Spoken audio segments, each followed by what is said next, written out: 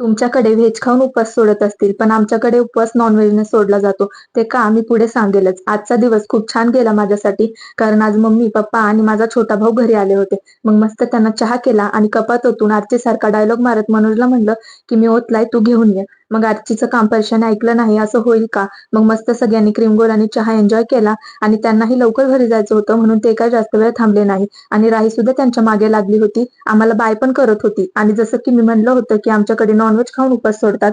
आमच्याकडे 2-3 दिवसाआड नॉनव्हेज लागतंच सगळ्यांना, पण गणपती असल्यामुळे काही करत नव्हतो आम्ही. तर 10 दिवस आमच्या घरी फक्त डाळ-भाजी, डाळ-भाजीच होती. मग हा एक प्रकारचा उपवासच म्हणावा आमचा आणि गणपती उठल्याच्या दिवशी नाही खाल्ला आम्ही, हे त्याच्या दुसऱ्या दिवशी खाल्लंय. तर मी आणि मनोजने मस्त रवा बांगडा फ्राय केला आणि माझ्या जाऊबाईने कोळंबी तवा फ्राय आणि फिश करी केली. मग मस्तपैकी नव्या नवरीसारखं ताटाला सजवून अशा माणसाला जाऊन दिलं, जो नेहमी आपल्या व्हिडिओमध्ये फक्त खायचं काम करतो. म्हणजे रिएक्शन तर सोडा, इथं साधी स्माईल पण नाही भेटणार. माझी मेहनत बरबाद करणारा माणूस.